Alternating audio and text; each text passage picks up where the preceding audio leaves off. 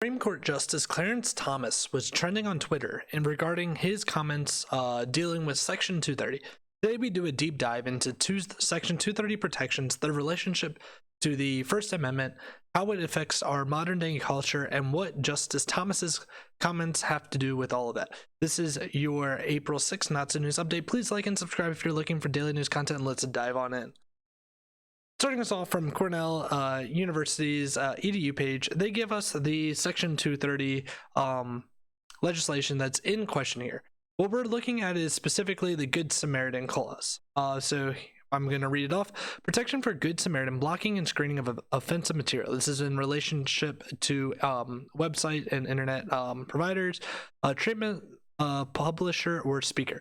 No provider or user of an interactive computer service shall be treated as the publisher or speaker of any information provided by another information content provider.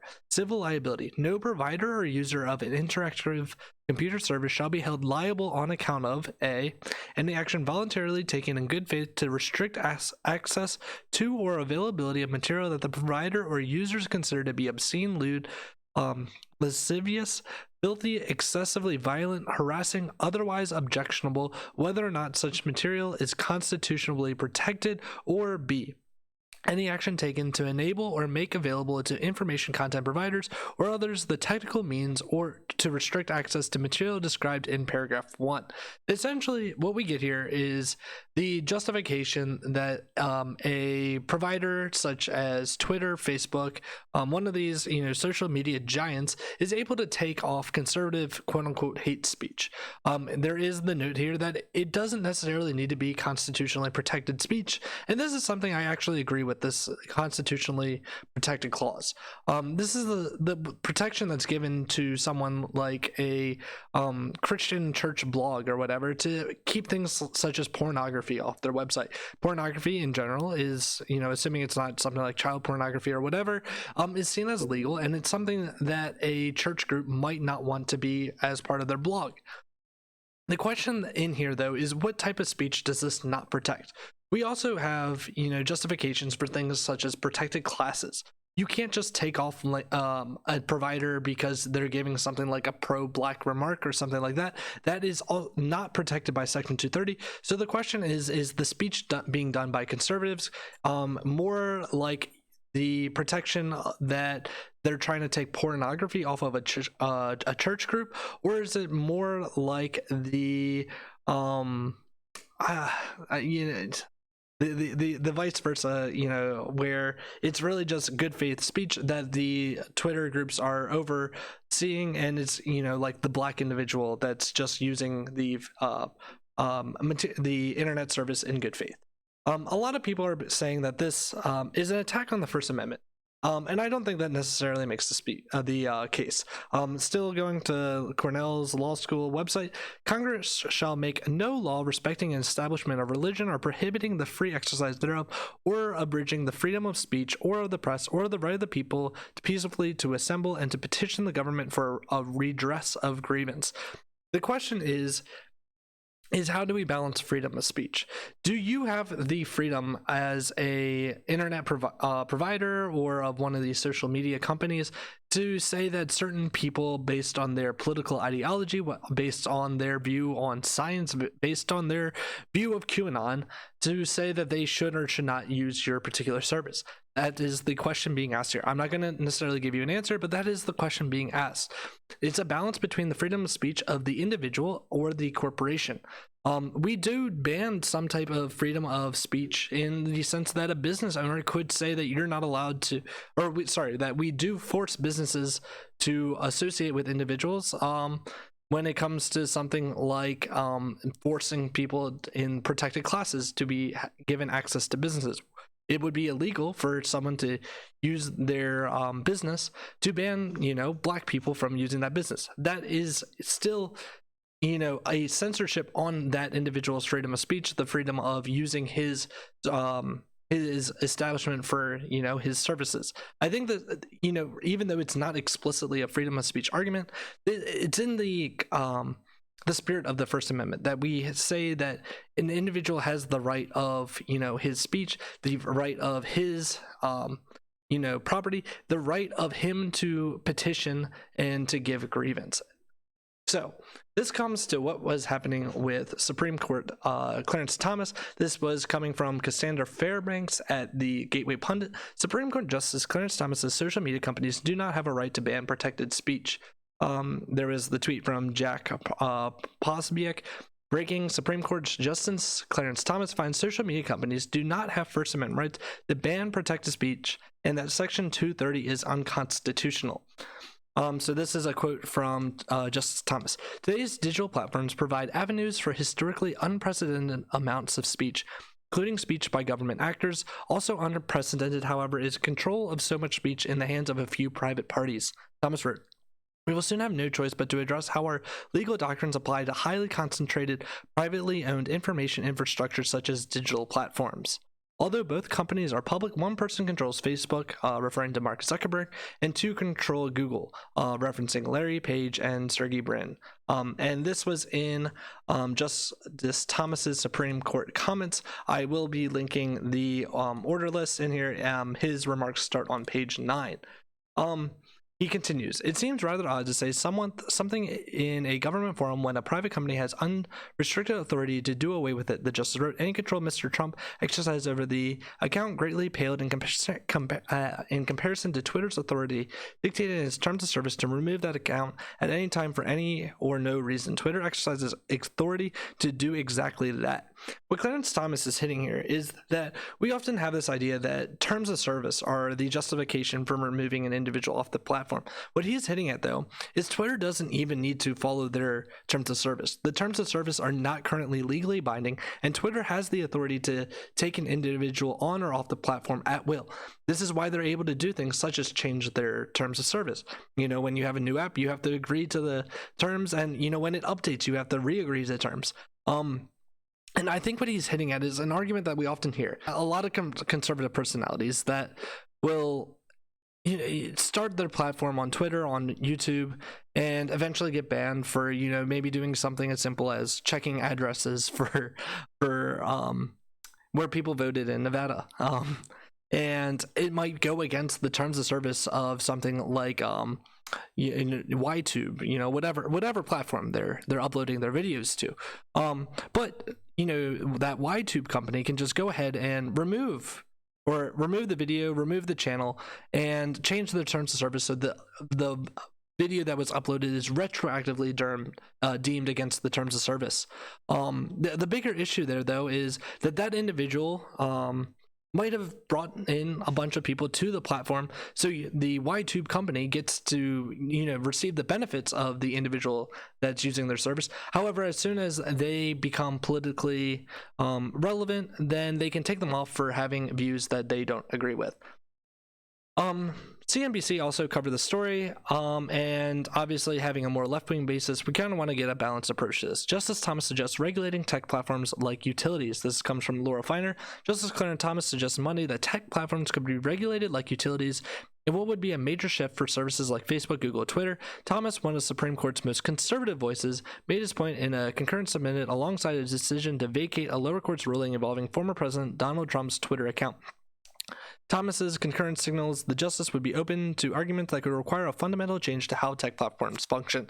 So, something I just want to hit with that they brought up in the key point is the lawsuit that they were being discussed were the individuals that were banned by the POTUS account. So it was initially against President Trump. It eventually became against President Biden because the @POTUS account on Twitter was banning individuals, and the argument was that they were no longer being able to receive essentially public information. I think that's a bit of a stretch since it's all going to be publicly live streamed or publicly found, but I also think that if I personally have the individual liberty to ban an individual, that would probably be extended to an individual like the president. I guess potentially if they're using something like the POTUS account, that might be deemed unnecessary, but I think that it's at least legally questionable. However, the argument being given by Justice Thomas was to essentially throw away the case. I believe that was what was actually done, and the main justification being that Trump's no longer president.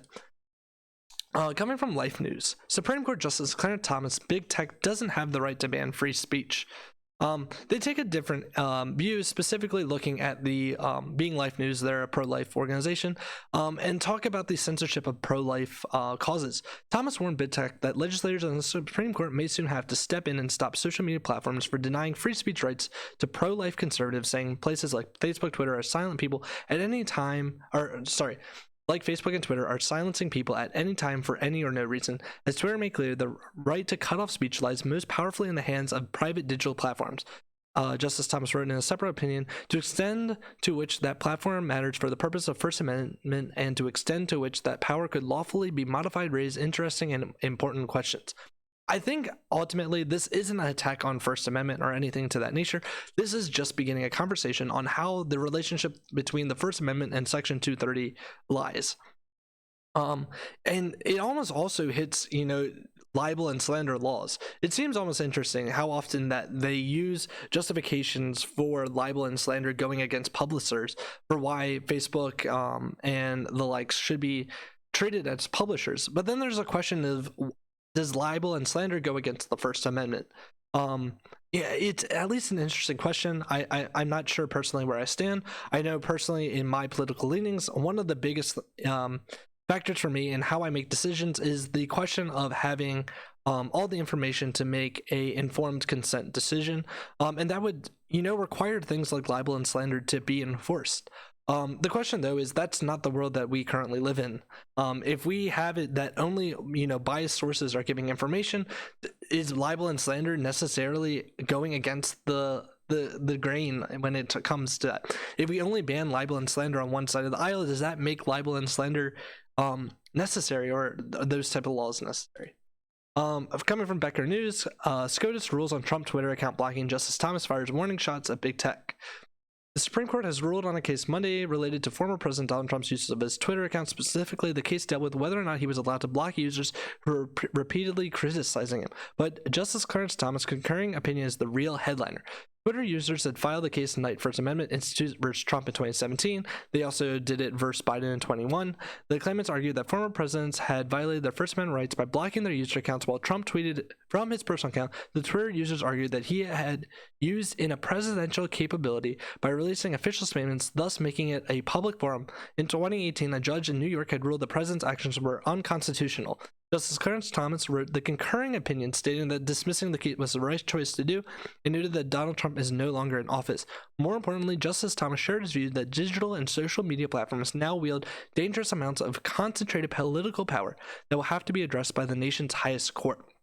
So this just goes into the background of the case being discussed and what was actually being sued in the case, and also noting that there is no legal change in this order that was being done, and it's really just starting a new conversation.